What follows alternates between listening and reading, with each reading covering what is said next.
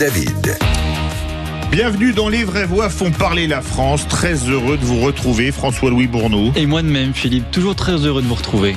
Mais au train où vont les choses, je pense qu'on va beaucoup voyager ce soir. Vous êtes en train de dire ça parce qu'on va parler de train, de retard notamment. C'est pour ça que vous dites ça, Philippe, j'en suis certain. Absolument. Vous fonctionnez à la vapeur, vous. Non, mais certains trains de la SNCF iraient plus vite s'ils roulaient à la vapeur encore. Et oui, parce croyez-moi. qu'il y a des retards à répétition, des pannes de locomotives qui ont parfois plus de 40 ans, il faut le souligner, des voyageurs qui restent bloqués pendant des heures. Bref, c'était compliqué, disons, pour beaucoup de voyageurs, notamment entre Paris et Clermont, mais aussi entre Paris et Orléans, une ligne assez vétuste, il faut le dire. Il va y avoir des témoignages, mais vous pouvez aussi appeler au 0826 300 300. Est-ce que ça vous est déjà arrivé de rester bloqué des heures? Là, on parle de gros problèmes. On parle de 5 heures, 8 heures de retard. C'est énorme. Quel est le plus gros retard que vous ayez subi? Est-ce que vous pensez justement que les infrastructures ferroviaires en France ne sont pas à la hauteur, ne sont pas assez en bon état? Dites-le nous, 0826 300 300. On attend vos appels puisqu'on va commencer par ce sujet. Et puis Philippe, juste après, on va parler un peu des carburants aussi. Oui, parce que le prix, alors le détroit d'Ormuz est débloqué, les prix devraient donc baisser. Est-ce que vous avez constaté une baisse des prix des carburants? Alors moi je l'avoue, on était à 1,99, j'ai fait le plein samedi, dimanche à 1,98,7 et à côté de chez moi ce matin, il était, vous savez à combien, François-Louis? Je vous écoute. 1,93. Ça fait du bien. 0,03 centimes, ça faisait pas rêver, mais là quand même, 6 centimes, ça fait rêver. Quelques centimes, vous le dites, Philippe David, mais qui pour beaucoup de gens pèsent énormément dans le portefeuille. Vous êtes très nombreux, vous nous l'avez dit, à revoir vos déplacements, à revoir l'utilisation de la voiture pour les vacances, pour le travail, pour les week-ends. Peut-être que ces quelques centimes vous font déjà du bien. Si c'est le cas, dites-le nous. Si vous trouvez que c'est pas assez, que les carburants doivent continuer de baisser, qu'on doit baisser les taxes, 0826 300 300, on attend vos précieux appels. Philippe, tout de suite, on va parler un peu de locomotive, de train et un peu de retard aussi, beaucoup de retard. On a un premier auditeur qui est avec nous, Pierre d'Orléans. Bonsoir Pierre. Bonsoir oui, Pierre. Bonsoir Philippe, bonsoir à toute votre équipe. Pierre. Alors, oui. Non, je vous fais mais c'est gentil Philippe. Vous êtes resté coincé à cause d'un retard. Vous étiez en train de faire un Paris-Orléans. Quel était votre trajet exactement? On vous écoute Pierre, racontez-nous. Eh ben, nous venions de quitter la gare d'Austerlitz, donc je faisais Paris-Orléans qui doit mettre environ 52 minutes. Donc sur la fameuse POLT, Paris, Orléans, Limoges, Toulouse, ligne très vétuste, il faut le dire aussi. Alors il a besoin d'en parler parce qu'il est limougeau, mais ça me fait plaisir comme je suis toulousain, donc tout le monde est content. C'est une souffrance. Vous êtes orléanais, c'est magnifique, tout le monde est heureux, mon cher Pierre. Non, ce qui est étonnant, c'est que cette ligne, elle a été en réparation pendant près d'un an, puisqu'ils avaient mis en service des bus. Donc et puis le fret a été renouvelé. Maintenant, ce sont plus des vieux trains corail, ce sont des trains qui ressemblent un peu à des TGV et à des trains de banlieue. Donc c'était le vendredi du week-end de la Pentecôte. Je devais mettre 52 minutes pour rejoindre Paris-Orléans et on a mis plus de 8 heures. À Tismons, le train s'est arrêté. Nous sommes restés plus de 3 heures sans clim. Donc ce sont des trains à 2 étages, sans pouvoir ouvrir une fenêtre puisque ces trains ne sont plus des corails, où autrefois on pouvait ouvrir les fenêtres, mais donc ils ressemblent à des trains de banlieue. Donc il y a quelqu'un avec un couteau suisse qui a pu à un moment donné ouvrir un début de fenêtre, et puis il y avait une seule contrôleuse pour l'ensemble du train qui nous a dit j'ai pas le don d'ubiquité, je peux pas me déplacer. Donc il y a eu des malaises, il y a eu des bagarres entre voyageurs. Nous, on a forcé les portes pour descendre sur la voie, ce qui pouvait être dangereux parce qu'on ne savait pas si un train pouvait passer. Et puis, on nous a tous fait sortir. Les pompiers sont arrivés avec 3 bouteilles d'eau pour les enfants. Ah oui, ça pour un train complet, 3 bouteilles d'eau, fussent-elles de 1,5 litre ou 2 litres, ça fait pas beaucoup. Ça fait pas beaucoup, hein. Et à 23h30, en gare d'Étampes, nous avons reçu des bouteilles d'eau et je suis arrivé, mon épouse m'attendait à la gare des Aubrais, qui est l'avant-gare d'Orléans, à 1h moins 20 du matin, voilà. Et en fait, on a appris ensuite qu'il n'y avait aucune panne, mais que un bruit bizarre avait émané de la locomotive, voilà. Et vous avez mis, excusez-moi, Paris-Orléans, je l'ai souvent fait et en train comme vous, François-Louis, et par autoroute, c'est 110, 120 km, c'est ça? Oui, c'est ça, c'est 120 km. Vous avez mis 8 heures. J'ai mis 8 heures, Philippe, oui. Donc alors ça va être 13-14 à l'heure de moyenne, si je ne m'abuse. C'est 15 à l'heure, quoi. C'est surréel, c'est comme ça un peu moins de 120. Pierre, j'ai une question. Est-ce que quand on vit ce genre de situation, voilà, on a tous déjà eu du retard dans le train, pas que dans le train, mais là on en parle. Est-ce que ça vous fait pas un peu, ça vous fait pas un peu peur et surtout ça vous donne pas envie d'arrêter de prendre les transports, notamment ferroviaires, puisque on voit quand même qu'il y a quand il y a des retards comme ça qui sont d'une part, pas toujours expliqués, pas toujours clairs, on n'informe pas toujours bien les usagers. Est-ce que ça vous donne pas envie de moins prendre le train? Moi, c'est exactement vous résumez tout à fait ma pensée, d'autant que ça fait 20 ans, moi je suis arrivé à Orléans, donc je suis pendulaire, je suis intermittent du spectacle, je vais quasiment tous les jours à Paris. Oui. Je pourrais écrire un bouquin, j'ai eu même un jour un déraillement de train. Ah oui. Je portais la valise de personnes âgées, on a été pris en car à Toury, donc on a marché 2 kilomètres. Excusez-nous, c'est parce que Toury, c'est où? Toury, c'est entre Paris et Orléans, c'est un petit village. Plutôt dans le Loiret, plutôt dans l'Essonne. Oui, c'est ça, non, plutôt dans le Loiret. D'accord, ok, donc près d'Orléans donc. Exactement, près d'Orléans, et je me souviens que c'était un vendredi 13 novembre, donc voilà, ça m'a pas porté chance, mais j'avais des personnes âgées à qui je portais des bagages et qui ont marché plus d'1 kilomètre parce qu'il n'y avait pas de bus qui pouvait venir nous prendre avant ce village de Toury. Moi, je connais bien la Suisse et je sais pas comment ils se débrouillent en Suisse. Il n'y a jamais de problème, jamais de retard, et leurs trains sont pourvus d'eau. C'est ce qu'on disait avec une personne. Pourquoi est-ce qu'il n'y a pas de l'eau dans les trains? Donc je vais être prévoyant à l'avenir, couverture de survie, je vais préparer sandwich.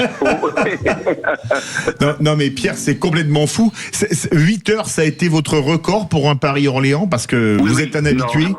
Ouais, non, ça a été mon record. Parfois, ils nous ont fait changer de train, parfois, il y a pu y avoir 1 heure, 1 heure et demie de retard. Mais là, ce qui est lamentable, c'est que depuis 1 an, ils font des travaux sur cette voie.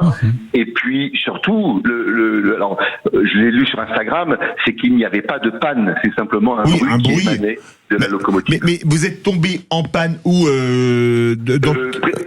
précisément à Athis-Mons. Oui, c'est à côté de Paris, c'est vers Juvisy, qui est une très grosse gare de triage. J'ai habité à côté, qui est une grosse gare de triage. Ils ne pouvaient pas trouver une locomotive? Non. Il y avait et puis en plus, alors le pompon, c'est que le chauffeur nous a dit, moi j'ai fini ma journée. Donc, vous allez attendre un autre chauffeur. Donc là j'ai failli, j'étais déjà assis sur les rails, mais j'en suis tombé par terre doublement. Ah oui, d'accord. Effectivement, là, votre voyage était vraiment sur de mauvais rails, pour faire un mauvais jeu de mots. Alors, restez avec nous, Pierre, parce que on a d'autres témoignages. On va avoir justement des personnes qui ont été bloquées dans les trains, mais on va aussi avoir Benoît, un auditeur qui travaille à la SNCF ou qui a travaillé à la SNCF. Il va nous expliquer si vous aussi, vous avez tendance à moins faire confiance au train dans vos déplacements parce que vous avez subi justement d'importants retards ou des désagréments. Dites-le nous, 0826 300 300. Expliquez-nous, témoignez. On est là jusqu'à 20h avec Philippe. Une émission qui va à toute vapeur. 19h-20h, les vraies voix font parler la France. Retour des vraies voix font parler la France, et vous avez voulu vous exprimer sur les voyages en train parce que ce matin on a parlé de ce retard apocalyptique, François Louis, 8 heures. sur un Paris-Clermont-Ferrand, 8 heures de retard. C'est assez impressionnant, malheureusement ça arrive plus souvent qu'on ne le pense. Alors bien sûr ça n'arrive pas tous les jours, heureusement on ne va pas non plus tout le temps attaquer nos amis de la SNCF, mais voilà, on a des témoignages, des gens qui nous appellent, voilà, je suis resté bloqué 5 heures, je suis resté bloqué 8 heures. On va avoir Sylvain de Sète qui nous appelle. Bonsoir Sylvain. Bonsoir Sylvain. Allô. Bonsoir Sylvain. Bonsoir à toute l'équipe, bien sûr. Bonsoir. Alors Sylvain, vous avez vécu un de ces désagréments. Vous êtes resté bloqué à cause d'une panne, visiblement. Vous allez nous expliquer. Et d'ailleurs, au 0826 300 300, si vous aussi, vous avez déjà rencontré des problèmes, notamment de retard en train, si c'est fréquent sur votre ligne, dites-le nous, 0826 300 300. Sylvain, on vous écoute. Eh bien, moi, le 9 juin dernier, je devais prendre mon train à 7, qui était prévu depuis longtemps, parce que comme on le sait, pour avoir quand même quelques avantages financiers sur les billets, il faut les prendre longtemps à l'avance. Et je me rends régulièrement à Paris pour des examens médicaux. Donc, c'était en effet une urgence entre le 9 et le 10 juin. Et malheureusement, en arrivant à la gare de Sète, mon train devait partir à 16h07, justement, il n'y a pas de jeu de mots.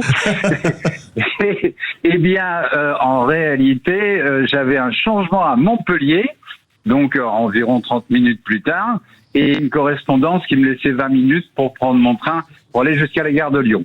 Mais en effet, lorsque je suis arrivé, j'étais bien entendu au courant qu'il y avait des grèves et des manifestations prévues par la SNCF le 9 et le 10.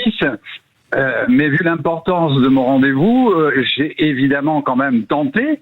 Et en réalité, à 16h07, dans une affluence totale dans la gare de Sète, tout le monde un peu désemparé, un train espagnol qui lui était bloqué depuis 2 heures, et je crois qu'en plus c'était un inouï, le mot porte bien son nom, mais en tous les cas tout le monde était assez furieux bien sûr, et puis surtout je vois mon train à 13h07 qui n'est toujours pas fixé. 16h07. 16h07, pardon, aucun commentaire de la part de la gare. Et puis vers 16h10, on nous informe quand même qu'il y a eu un incendie sur un wagon entre Béziers et justement Sète. Enfin bref, et que le train allait avoir du retard. Bon, j'attends, mais encore une fois, ma correspondance, elle n'aurait pas attendu. Oui, c'est clair. Et puis finalement, pour résumer, eh bien, le train a été annulé, mais 20 minutes plus tard. Hein. Oui. Alors, dans ce cas-là, je me suis dirigé vers le bureau, bien entendu, de SNCF. Oui, afin de me faire rembourser de mes 2 billets quand même, qui, au bas mot, représentaient 150 ou 170 euros, je sais plus, aller-retour. Et puis là, une queue. Mais mes chers amis, une queue absolument frénétique. C'est tout à fait logique puisque tout le monde avait conscience des événements. Donc je suis rentré chez moi. J'ai bien entendu dès le soir même envoyé un mail à l'hôpital en disant que je ne pourrais pas me rendre à mon rendez-vous. Mais surtout le lendemain, je suis retourné à la gare. Et j'ai demandé, en attendant là encore un long moment, mais j'ai attendu au guichet, et j'ai demandé, en effet, le remboursement de mon billet. On m'a dit, mais monsieur, l'histoire, c'est que il aurait fallu que vous vous fassiez rembourser sur le moment. J'ai dit, oui, mais sur le moment, c'était une pagaille triple, cher monsieur. Et encore une fois, il y avait une queue qui, à mon avis, jusqu'à votre fermeture, n'aurait pas pu combler la masse présente. Et puis... Il me dit, ben oui, mais alors là, il faut passer par un QR code, etc., etc. Alors, pour résumer, le QR code, j'essaye de le faire depuis ce matin. Il me donne évidemment à chaque fois, il m'envoie par mail des codes en me disant que j'ai 15 minutes pour le faire, mais dès que je le fais, ça change automatiquement de code. Enfin bref, ils ne sont pas pressés de me rembourser. Ce qui me révolte là-dedans, je le dis franchement, c'est que, bien entendu, nous sommes encore, nous, le peuple, les otages d'une manifestation. Toute la France va mal, tout le monde le sait bien, et il n'y a pas de raison que la SNCF aille mieux. Je peux très très bien comprendre, en effet, leurs intentions. Mais à chaque fois, nous sommes pris les uns en otage, et réellement, je trouve que c'est pas une solution, parce qu'on commence en effet à détester de plus en plus ce système. Et bien entendu que, bon, quand c'est des voyages touristiques, on peut encore peut-être les aménager, mais quand c'est des rendez-vous très importants, c'est pénible. Et encore, les voyages touristiques, quand vous avez payé la réservation de voiture, la réservation d'hôtel, etc., c'est pas toujours remboursable. Sylvain, restez avec nous. J'ai adoré votre allégorie, ça me rappelait le train pour Pau de Chevalier et l'Espalès. Mais, parce que on a Benoît, qui justement est ou était de la SNCF, il va nous expliquer. Bonsoir Benoît. Bonsoir Benoît. Bonsoir. Vous n'êtes pas dans le train, Benoît? Ah non, je suis pas dans le train. Bon, parfait. Alors vous avez entendu les témoignages qu'on a eu d'usagers pas forcément très contents de leur expérience. On vous écoute Benoît, justement sur ces problèmes liés au retard notamment, mais il n'y a pas que ça. Alors oui, merci de prendre mon témoignage. Je voulais expliquer un petit peu mon cas. Je suis rentré à la SNCF quand j'étais très jeune, à la sortie de mes études, j'ai passé les concours. D'accord. Et un peu malgré moi, finalement, parce que j'y suis allé, voilà, j'ai passé les concours et finalement j'ai été pris, sans être un passionné de la SNCF et des trains, voilà, en général. Mais donc j'y suis resté 10 ans de ma vie. J'étais en maintenance électrique, donc sur l'entretien du train Corail, donc les fameux trains qui sont souvent en retard puisque justement ils sont très très vieillissants, c'est des années 75, donc quand vous parlez, c'est normalement d'ailleurs, franchement, je tenais à dire qu'en étant, je pense que la SNCF c'est la grande muette, il n'y a pas que l'armée qui qui ne dit pas tout, et en fait, je pense que depuis longtemps, ils sont pas trop. Je pense que faire rouler encore ce matériel n'est pas raisonnable. Raisonnable, non, clairement. Mais quand vous, oui. Alors, comment ça se passe? Vous dites c'est la Grande Muette. Vous y êtes resté 10 ans. Comment est-ce que vous expliquez ce que nous disait Pierre, qu'on reprendra tout à l'heure d'ailleurs, comme Sylvain, parce que eux c'est des corails. Hein. Paris-Orléans, c'est du corail. 7 Montpellier, c'est du corail théoriquement. Hein. Ou alors c'est des TER plus récents, Bombardier par exemple ou Alstom. Qu'est-ce qui se passe sur ces corails? Ça coûterait plus cher de prendre des nouveaux trains que de les entretenir, mais ils tombent en panne comme ils sont vieux. Quelle est la problématique? Je pense que c'est des économies de bout de chandelle. Pour moi, ça reste encore la question de l'humain. C'est pas que c'est l'humain en général, que ce soit en interne à la SNCF ou en externe. Ils sont très mauvais en communication. Moi, j'en ai démissionné parce que j'étais rentré à l'époque. C'était Gallois qui était le PDG.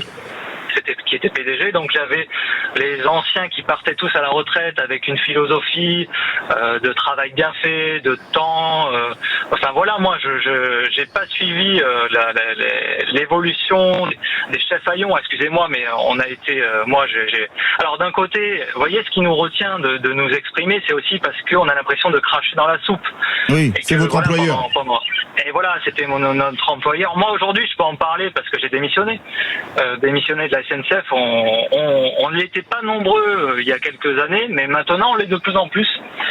Et c'est là où on voit que humainement, c'est une catastrophe. Humainement, c'est une. Oui. Allez-y, Benoît.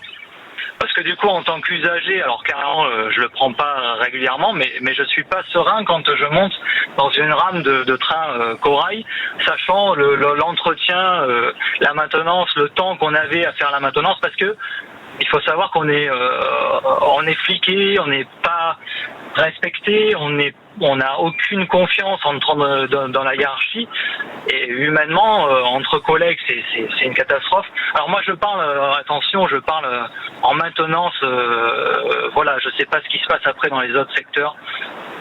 Du commercial par exemple à la SNCF, voilà, mais voilà, je voulais témoigner pour ça. Aujourd'hui je suis très heureux, j'ai monté mon entreprise, je suis commerçant et l'humain c'est mon métier aujourd'hui, je travaille avec des humains et je suis épanoui et d'un autre côté ça m'a fait grandir, Bien sûr. Mais j'en ai quand même une amertume malgré 10 ans, ça fait 10 ans que j'en suis parti.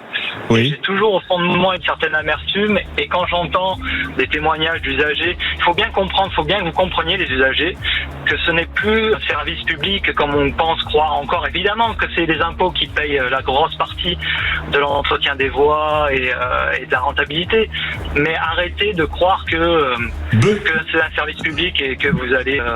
Benoît, restez avec nous parce qu'on va vous reprendre, on doit faire une petite pause. Oui, Philippe, vous faites bien de le dire. On va continuer de parler des retards avec la SNCF, mais aussi, si vous voulez, prendre la parole sur la question des carburants. Oui, les prix baissent, notamment sur le prix du gasoil, mais peut-être que ce n'est pas suffisant pour vous, ces quelques centimes. Est-ce que vous pensez à une baisse qui va continuer? Est-ce que vous pensez justement qu'on va plafonner des prix bien trop élevés? Dites-le nous, 0826 300 300. Tout de suite, Philippe.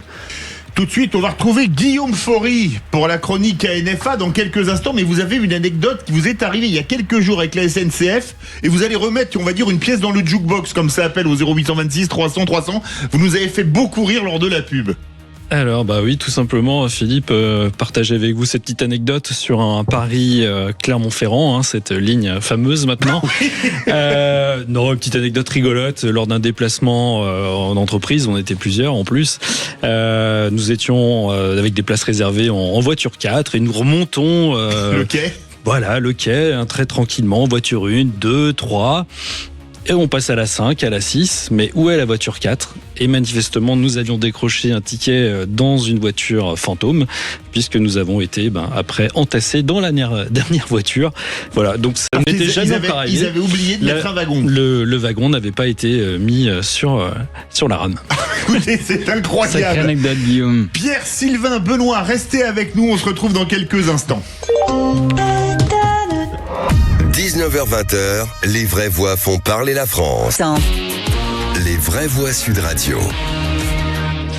C'est un séisme dans le monde de la formation qui risque d'avoir des conséquences désastreuses sur l'emploi. Le gouvernement a encore décidé de réduire les moyens des régions alloués à l'apprentissage en ne laissant par endroits plus que des miettes à se partager.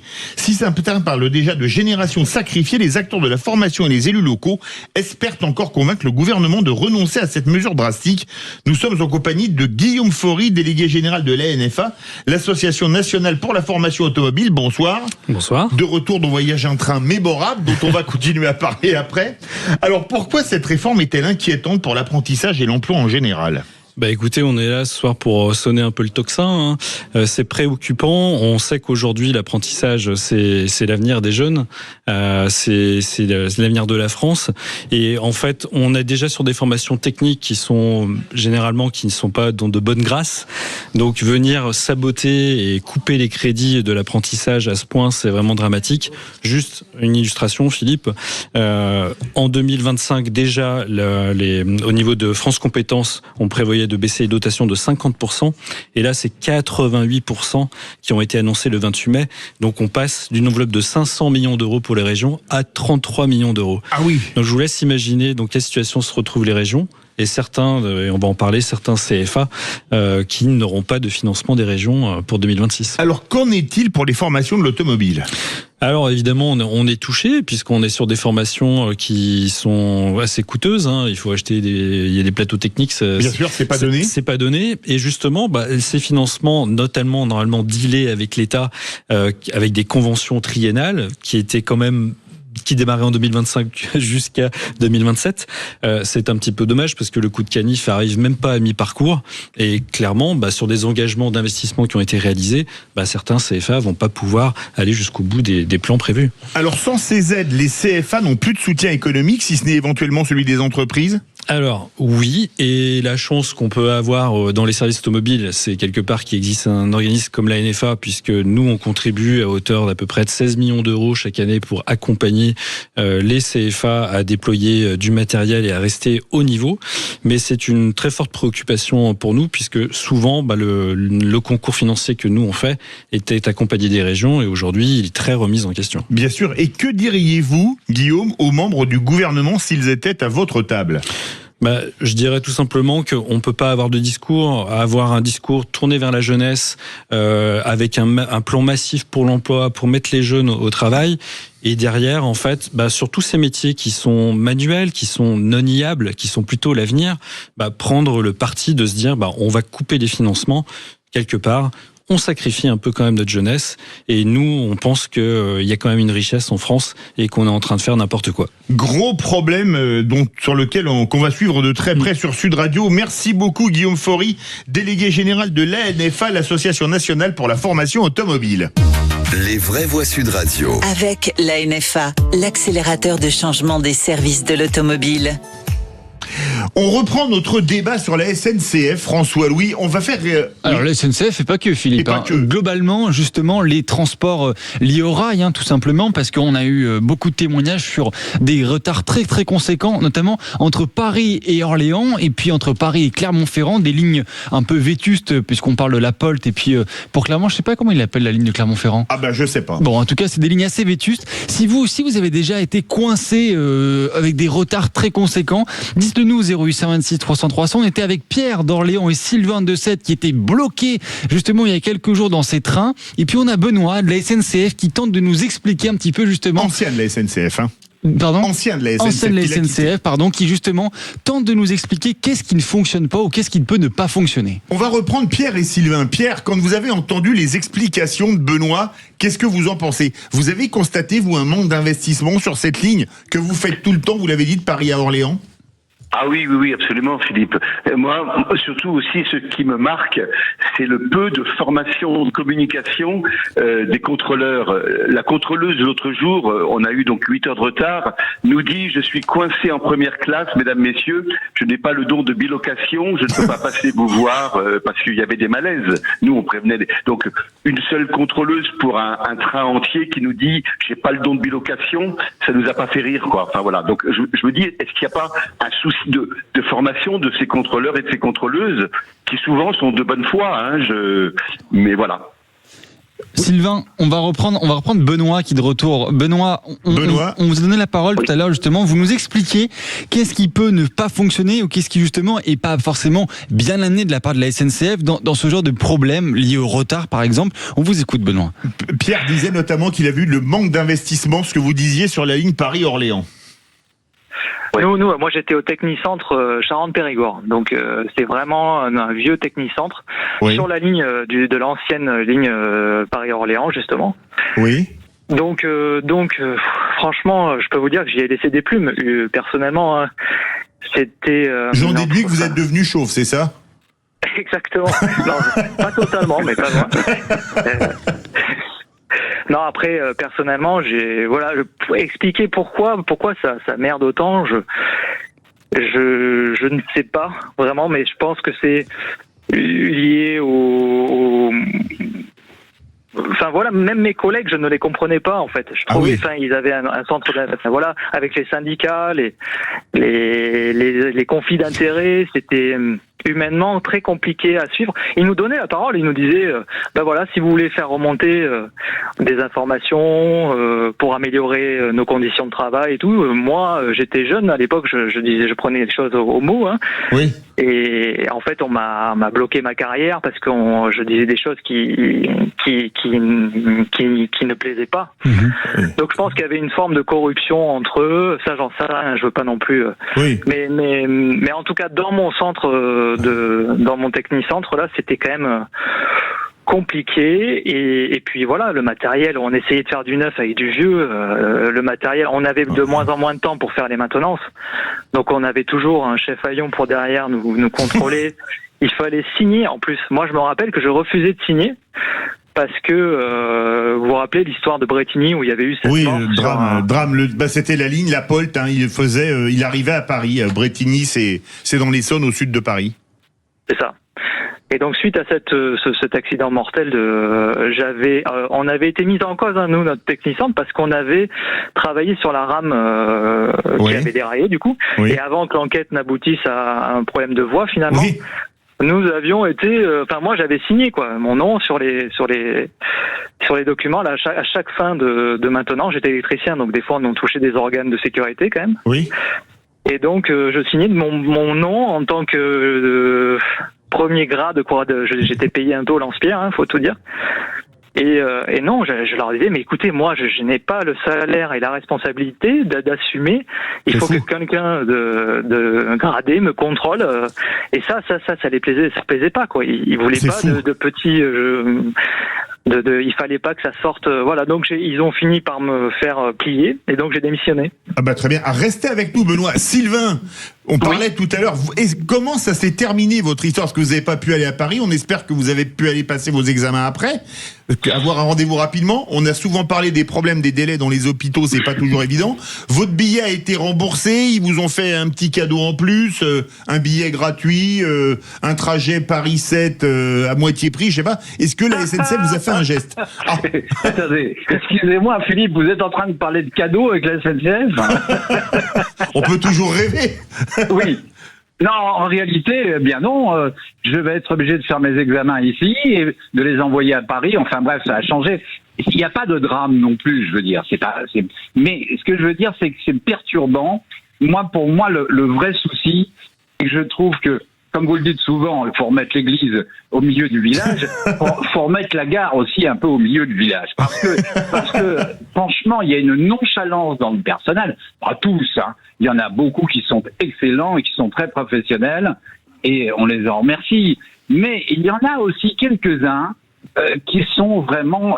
ça m'est arrivé il y a 2 ans, moi, avec un contrôleur qui m'a pris en grippe, je ne sais pas trop bien pourquoi, sans doute parce qu'il avait rien à faire d'autre, mais il n'arrivait pas à attraper mon signal sur mon téléphone de mon billet, et par conséquent, il a décidé de me verbaliser. Mais c'est fou. Et je lui ai dit, mais attendez, j'ai pas le billet, mais encore une fois, le billet est pris, je l'ai payé, etc.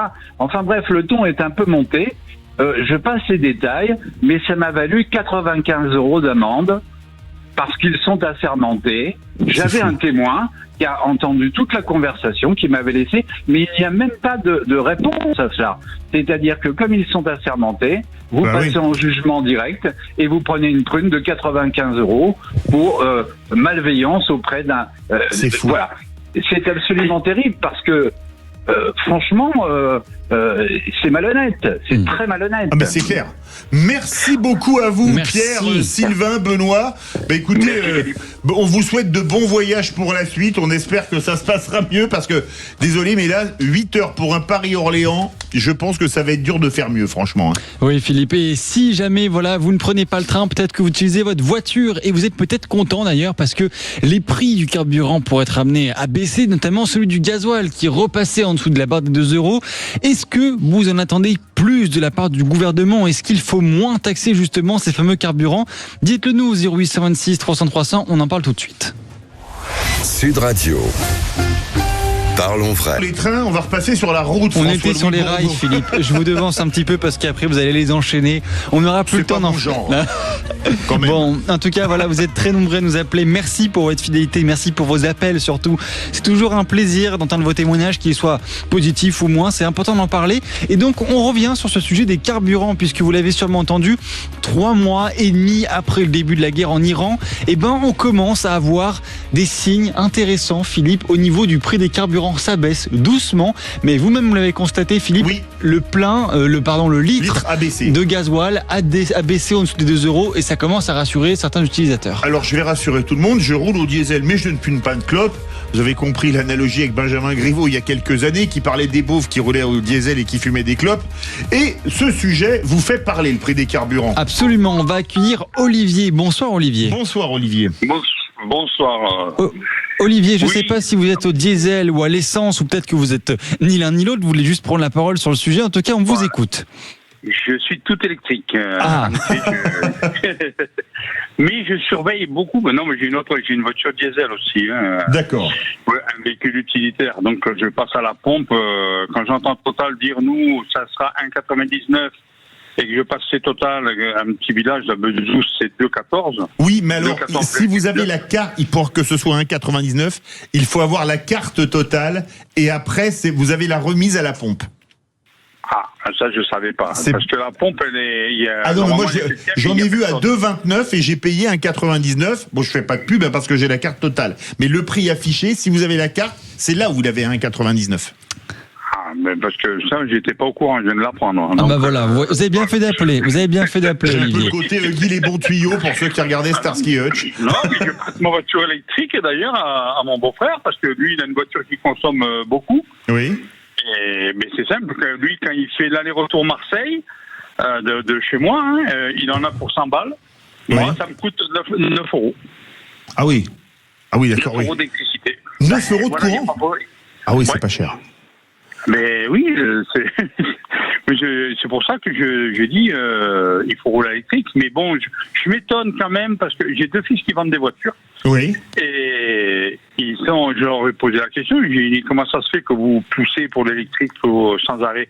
Elle me dit on a des ordres, il faut vendre des voitures électriques. Ah oui. C'est le chef de l'État veut qu'on roule à l'électrique. Non mais puis surtout, si un constructeur vend trop de voitures thermiques, après il a des grosses pénalités, donc ils n'ont pas envie de payer les pénalités, si vous voyez ce que je veux dire. Non, mais le problème, il m'a dit, moi mes fils ils m'ont dit, mais en 2035 là. Oui, il me dit, non mais c'est repoussé de toute façon. Le gasoil sera toujours là. Hein. Ah bah bien sûr. Il m'a dit, faut pas se leurrer, vu le prix des voitures électriques.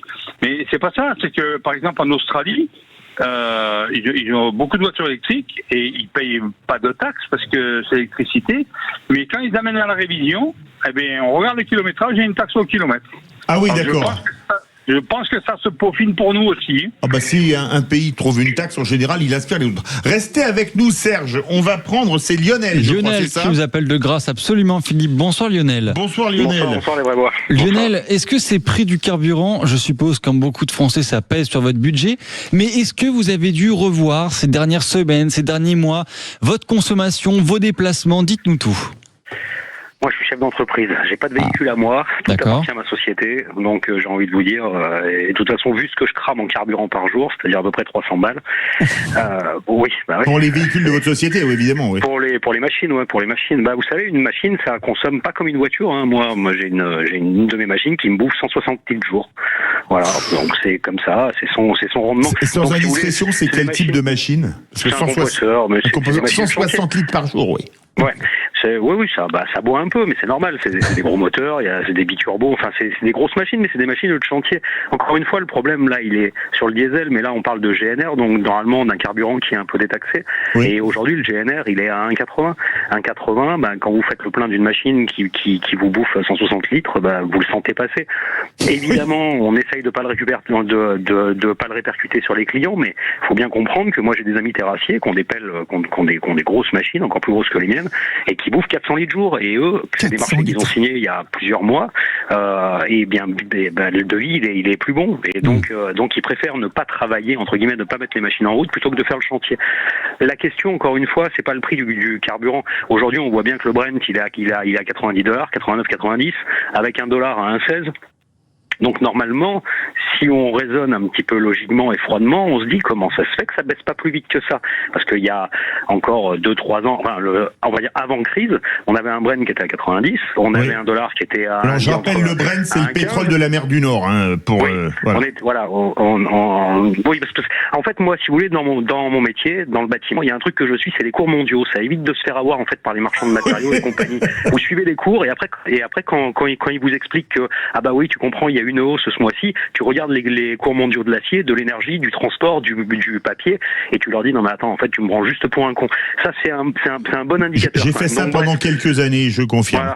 Voilà. Donc moi je reviens à mon histoire de carburant. Concrètement, aujourd'hui on a donc ce Brent à 90 et ce dollar à 1,16 $. Vous savez, il y a un seul truc qui par contre lui ne bouge pas et qui est fixe, c'est les taxes. Mais c'est clair. Donc concrètement, moi je suis désolé, mais l'État a défini un budget pour 2026. Quand il a défini son budget, c'est avec la valeur de ce qu'il allait récolter sur le carburant. Oui. À un moment donné, là, il s'est bien gavé parce que cette taxe fixe en fait sur des prix plus élevés a généré automatiquement il y a une petite cagnotte. Il aurait dû lisser en fait jusqu'à récupérer ce qu'il avait prévu et pas plus. Et on n'en aurait pas pris plein la gueule comme on en a pris là. C'est clair. Lionel, restez avec nous. On va avoir Serge de Paris qui voulait aussi prendre la parole au 0826 300 300. Bonsoir Serge. Bonsoir Serge.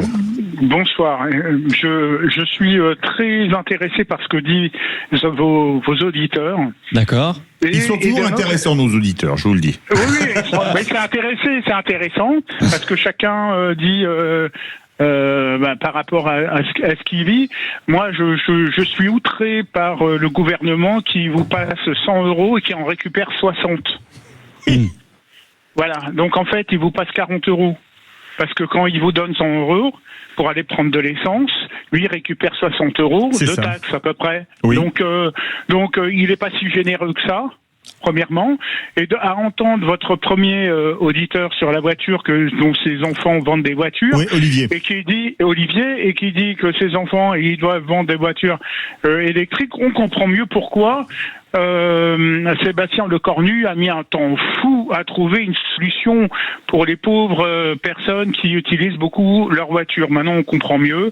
Ils veulent absolument qu'on se mette à l'électrique et se mette à nous dégoûter du thermique. Voilà. Et Serge, vous êtes à Paris intramuros ? Je suis en banlieue. D'accord. Mais je suis beaucoup à Paris intramuros. Le prix à côté de chez vous, moi j'habite en proche banlieue parisienne, c'était 1,93 le litre de gazole, pas plus tard que ce matin, au lieu de...